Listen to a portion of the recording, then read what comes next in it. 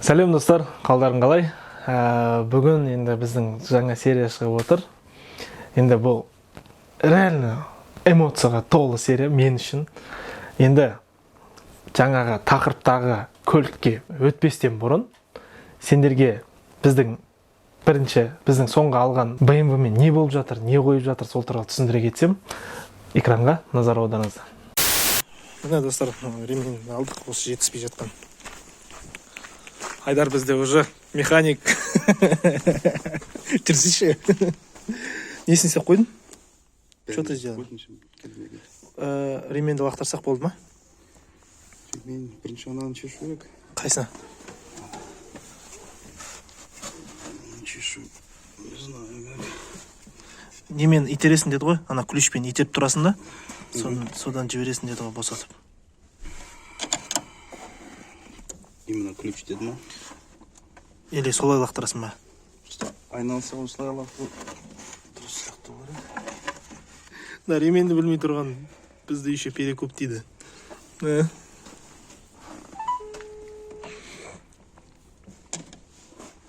Фазыл, Айдар ғой. Ана ремень келді жаңа кім, Бато. Соны қалай кигіземіз енді? Помпа, генератор и вал. Бірінші ананы шешу керек қой, который... Соны қалай шешім айналмайды ғой. Генератордың ременін салып жатырмыз. Видишь, он большой ремень. Наверное, потянуть надо, да, его? Сейчас потянем. Да, біз бернаут жасап үлгеретін шығармыз. Там дрифтовать етіп, я? Ремень ауыстырып келдік, ремень сәйкес келмей қалды. Қысқалау ременді алдық. Бізде главный механик бар. Мастер механик Айдар деген. Вот қазір қысқа. Вот тебе. Вот тебе. Все қызық емес қой. Вот тебе мына. Жаңа ұзын алып келдік, енді қысқасын алып келдік. Мен ана жаққа кірмеймін, Айдар. Өзің кіріп шығасың. Жаңа ұзын ремень алып келді, енді қысқа жетпейді. Мен бақыш. Ништяк.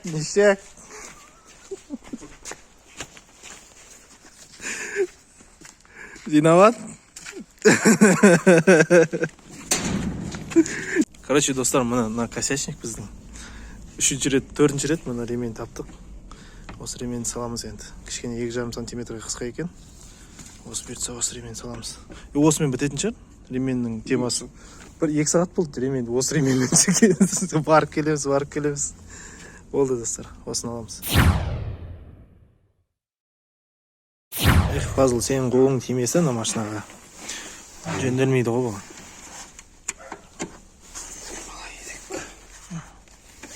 Нормально ма енді? Көрдің ғой, Фазыл? Бізде сол қисық тұрған жоқ қой, генератор. Ол не апай айналып кетті ғой. Жоқ, Сол генераторын өзі. Осы жерге дейін жетем дегенше айналып кетті ғой ремень. Сол шкифтары қисық. Жоқ, по-моему, шешкен кезде сен наоборот салып жүрген. Біз бұны шештік па, шешкен жоқсыз ба?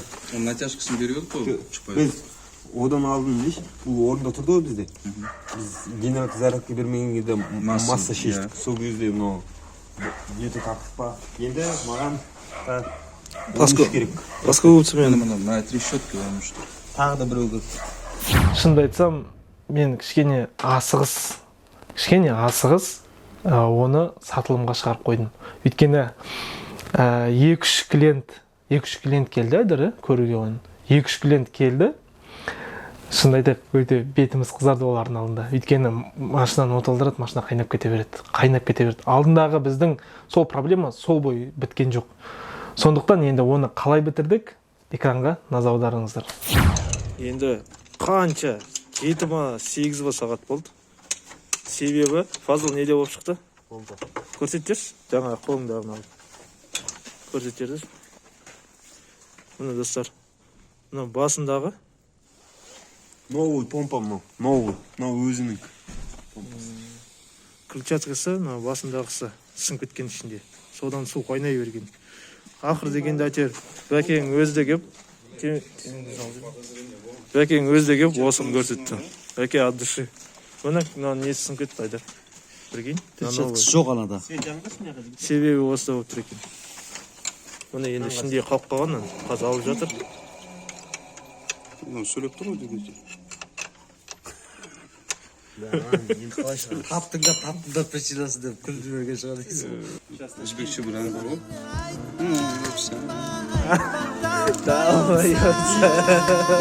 Бағана қыр деген жүк бар ғой, осымен де болуы. Пойди, держаться, гнездо түсіп қалды ма деп ойладым. Иә, мынау айналып жатыр, ұрып жатыр ғой. Қайдауысы жоқ болуы да мүмкін. Осыдан деп ойлайсың ба? Бәйге ол шықпайды ол.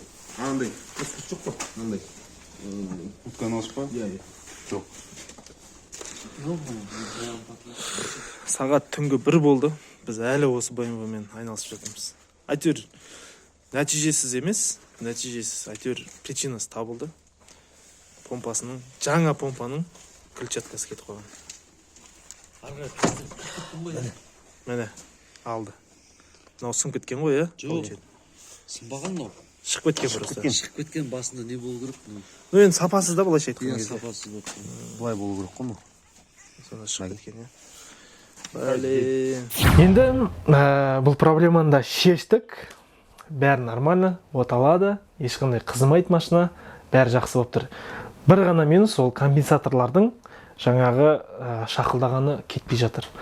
Менімше демей ақ қояйын, енді өзінше механик болып.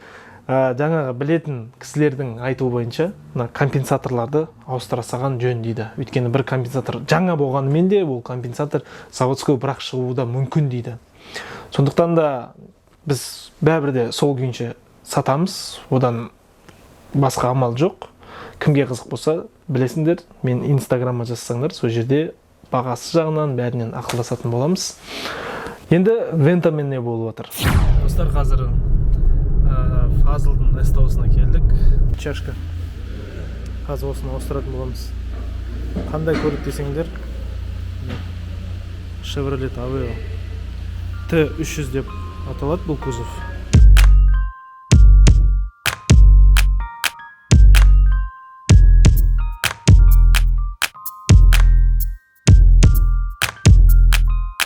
Енді достар, көбісі бұл көлікті ұнатпайды. Бірақ бір айдап көрмегенше ешкімнің сөзіне сенбеңіздер. Көлік өте керемет, өте жақсы жүреді. Негізі қай жерде жөндетіп жатсың дегенде сұрақ туындайтын шығар. Мен Сертас деген СТО-дамын. Оны Фазыл істейтін еді. Ана өзі көлікті жөндеп болды. Өте керемет жүр. Таза, әдемі. Тима деген жігіт май ауыстыратын.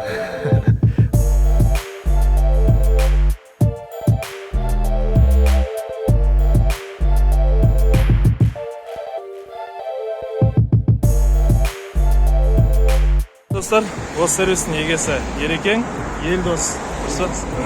Жаңағы мен байқап қалдым, геометрияда мақсат. Геометрия дейсіңдер, еще? Геометрия, май ауыстырамыз, елкосрочный ремонт, и ходовой жағынан, и мотор жағынан, электрика жағынан. Электрика жағынан білесіңдер, ол менің жаңағы інім Фазыл істейді, Ерекең қолында. Бәрі мықты жігіттер, міндетті түрде келіңдер достар. Мына жерде мына номерлар шығады. И плюс Instagram, и плюс YouTube арнасы. Қазір біздің вента бітті. Енді соны алып кетуге шығып бара жатырмыз. Жаңа Рустам аға да звондаған. Енді Құдай қаласа соны алып, қазір ақшасын толығымен төлеп, ары қарай малярға кіргізетін боламыз. Рустам аға.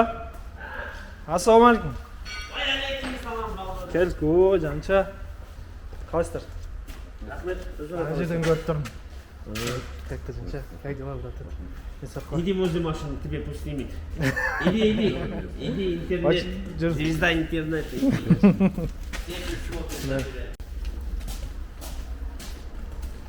Там все нормально, Жанча?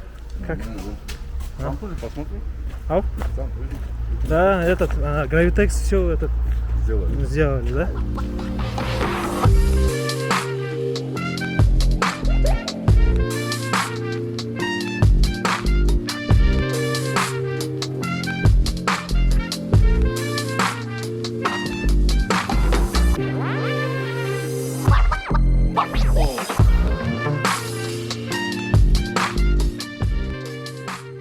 Вента дайын. Идет. Рихтовку полностью закончили, да? Где крыша там тоже была. Вот эти Всё. места. Вот эти места и там сзади. Где двери. Вот эти Все уже, да? Все Это идеально. маля. Видишь, Уже все в двери конкретно, да? начал шкурить, видишь, дырки были. С той стороны 2-3 дырки вылезло. Ага. Ну, обварил. Авария, да? Нормально все. Міне достар, бәрін жасап қойған Жанча. Блин, Жанча, ты же знаешь, что в ТикТоке уже звезда. Красава, брат. Зазоры все нормально. А здесь, кстати, сзади Здесь, была- подожди, вот эта сторона же не закрывалась. Да. Амортизатор, короче, перекинул на эту сторону. Ага. То есть это взял туда, перекинул. Ага. Это не рабочее. Видишь, сейчас здесь работает, а здесь не работает. Тебе надо вот этот амортизатор. Вот этот? Да, да. Надо поменять, да? Слушай, багажник открывать, Ага. видишь, не идет. Поднял, дальше амортизатор. Из-за амортизатора ты думаешь, да? Ну, Надо вот этот. Пластмассу я твою нашел, Ага. вот там латку. Латку тоже сделал, да? Достар, алдында айтқан едім ғой, естеріңде ма? Міне соны темірден жасап қойған Жанча. Красава ғой, в общем, от души. Но главное, пол, блин, вообще класс. Вот, достар, мына полын көрдіңдер ма? Бәрі біткен мына жерде. Мына жерде, мына порог ішік біткен болатын. Ана жақта сондай болатын. Бәрі нормально. Енді ал жақтарын. Короче, порог не свой был, что ли? Ага. Полностью кинул, а вот эта часть не подходила. Ну, видишь, латка стоит. Не добавил. Вот здесь? Да. Вот здесь, да? Здесь, короче, там сбоку. Ну, кто возьмет машину? Тому же от души, да? Конечно. А? Столько работы сделано. Блин, міне достар, бәрі зазорын, бәрі идеально. Мына келіп, ешқандай момент өткізіп алған жоқ. Жанча өзі бас көз болып, бәрін жақсылап істеп берді. Зазоры. Капот нормально открывается, закрывается? Да. Все хорошо, да? Ага. Здесь чуть-чуть бита было, помнишь? Когда ты Да, крыло... да, вот вытащил же. Нет, внутри. Сделал обе стороны. Обе стороны, да? Обе стороны были. Вытянул, да, отвечал. Обе стороны нормально, да? Снизу уже домкрат нормально будет поднимать, да? Вот именно вот эти места я усилил. Вот эти. Поставить, да. Вот это место, да? Здесь, там, сзади. Ну, Құдай сақтасын, ондай бүйтіп кіріп кетіп онда болмайды, да? Все нормально. Ну, достар, барлық зазоры жақсылап қарасаңдар, идеально келтіріп қойған. Енді ескі көлік қой енді. Бәрібір де 100% прям идеально деп айта алмаймын. Но ескі көлік болған соң, мына ескі көлікке өте жарасымды, от души қылып жасап берген. Жанчаға. Жанча, привет передай подписчикам, от души, брат. Мына жерде. Вот здесь вот пластмасска будет стоять, да, нормально. Но рихтовкасын жасаған. Немножко не... для маляра оставил, потому что замок. Полировка. Ана. Енді кузов дайын. Енді тек покраска бұйыртса. Кстати, Жанча, то место, помнишь? Сиденье нормально сядет? Без проблем все будет? Да. Передний. Мы еле как Я оттуда размеры вытащили. брал. А, возьми. Снизу, да, полностью. Все нормально выйдет, Да, да? по этой сиденье. Понятно. А этот, здесь чуть-чуть ржавчина там вот это была. Надо сварить или как там? Я не, что-то я забыл вот сказать. Если мне вот с этой стороны на жерде кішкене не... А, ты уже сделал, да? Все нормально. На жерде кішкене барет. Істеп қойған. Сильно не стал, так что здесь, видишь, замок. Все. Вот это поменять с той стороны, да? Да, да. На ауыстырсақ? Он здесь стоял уже. Не рабочий здесь стоял. Из-за этого она утопленная была, да? Все. Да, заттарын бәрін салып қойдың, иә, ішіне? Я еще не. Машина заводится? Ты не заводил? Нет. А, кстати, она несі бар ғой? Нет. Замок надо сделать его. Вот этот. Не знаю, что-то не подходит. Внизу все одевается. Ага. Вот эти, видишь, наверное, саморезы посадил. Там сами посмотрите, что. Вот эту, в лучшем случае вот эту поменять, да? Или же поменять, да. Вот Видишь, это смотри, вещи, вон, да? видишь, места есть. Места есть. Они туда не одеваются, короче. Не Они вот одеваются? здесь стоят. Они здесь стоят. А надо что? Думаешь, китайский? Ну, да. Ну, по размеру не совпадает. Мына достар, көлік бітті. Енді қазір ақшасын төлейміз, сонымен жұмыс та бітеді. Енді достар, ең қызық моментке келе жатырмыз. Біз қазір жаңа көлік алуға шықтық. Одан алдын мен айтқым кеп тұрғаны, алғашқы Вентаны алдық. Ол Вента өткен жоқ, мойындаймын. BMW-ны алдық. Ол да бір қатты кіріп, сендерге ұнаған жоқ. Енді осы екі жаңағы қателігіміз болса да, біз тағы бір жаңағы приключение дейді ғой, сондайға бара жатырмыз. Енді бұл жерде бұл көліктің қызық болып тұрған жері 3-4 суретін ғана көріп, сол суреттерін ғана көріп аламыз деп келістік. Көліктің өзін мүлдем көргенде жоқпыз, қандай екен, оталады ма, ондай жағын сұраған да жоқпыз. Бағасын сұрадық, қаншаға бересің дедік, осынша деді. Енді айта береміз бағасын, или ана жаққа барып айтамыз да. Сол жерге барғаннан Сол жерде барып қазір айтып түсіндірем. Бұл көлік бір орында тұрғанына 8 жыл болды деді. 8 жыл болды бұл көліктің тұрғанына. Енді қандай себептермен тұрғанында белгісіз, алып келіп қойды дейді. Сол бойы сол жерде қалды. Енді соны барып көреміз. Біз сол көлікті алдық. Бізді қалай атағыларың десе, солай атаңдар. Сендерге добро. Қазір енді сол жерге кеттік. Көліктің өзі деймін да. Алып кеп қойғанына 2013-тен бері сол жерде тұрса, өзі 2006 жылғы машинамыз. Сонда бұл жүргеннен гөрі, өзінің жүргеннен гөрі тұрғаны көп болған ғой көлік. Енді қазір барып көреміз. Қазір енді меніңше қатты шіріп кетпеген болса, енді білден шіріп кеткен көліктерден шаршаған кезде. Берсе нормальный көлік болып шығатын шығар. Мынау мектептен түстік, екінші повороттан солға бұрылдық көшеден. Я, кажется, трактор 5 минут. Давайте. Достар, келдік. Енді қас көріп тұрмын. Шынды айтайын, өкініп тұрған жоқпын. Оны сіздер қас өздеріңіз көріп, бағала жіберіңіздер. Алайда.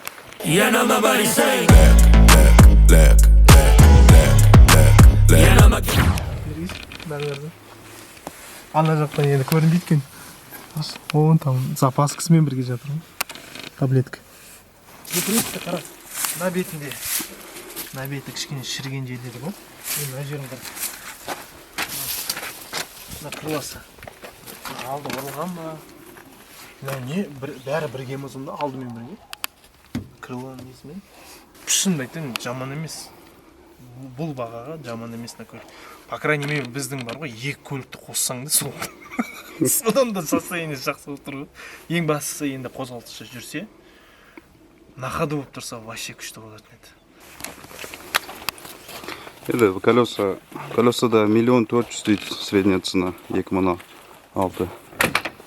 Маған шынды айтсам, вообще Нива.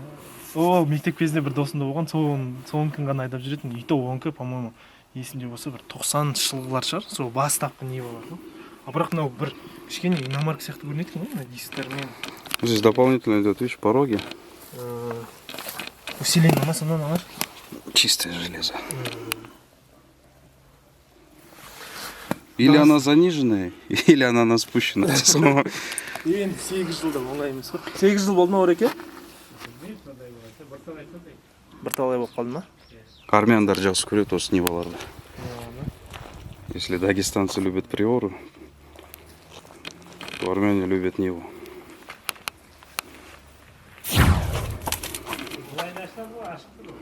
Капот ашық тұр ма? Қазір. Ой, дурак! Водитель Тойоты, прижмитесь вправо. Болды. Помню. Түспейтін жар, салынып тұр ғой вроде. Анан қара, радиатордан қара, пробитый радиатор. Стреляли. Оқ деген ма, не деген?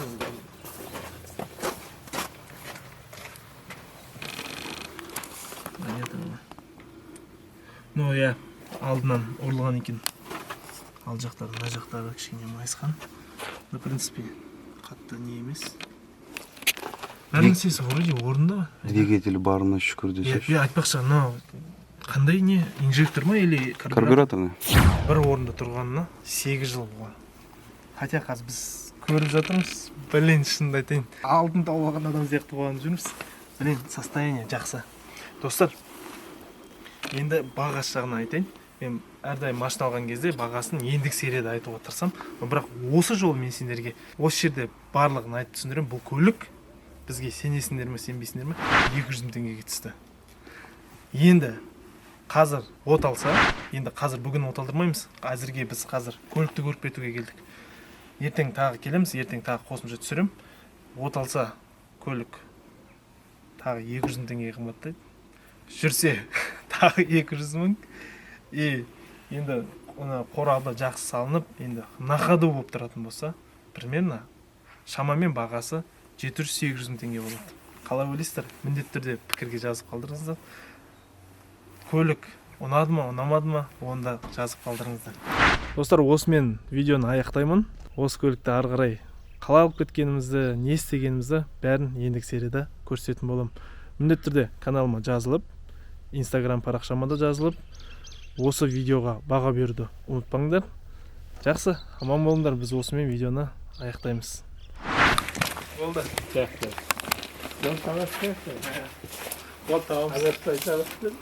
Рахмет сізге үлкен. Мәз, риза мына бала. Енді ойлашы қандай ойлашы. Блин, Айдар, ойлашы, ананы даже сен жаңа байқамаған шығарсың. Ішінде жатқан сумкалар бар ма? Соның ішінде 100 000 теңгеге жуық бір заттар жатыр ғой. Не заттар? Енді оны ендігі серияда көрсетем. Но бірақ анан машинадан бөлек ана заттарды сатсақ, тағы плюс 100 000 теңге әлі көтере аламыз. Это вообще класс. Мен ана машина мейлі, ананың ішіндегі заттарды көріп қуанып кеткенсің ғой. Ана кісінің өзі айтты ғой, осы машина осымен келді, сонымен алып кетесіңдер деп. Класс.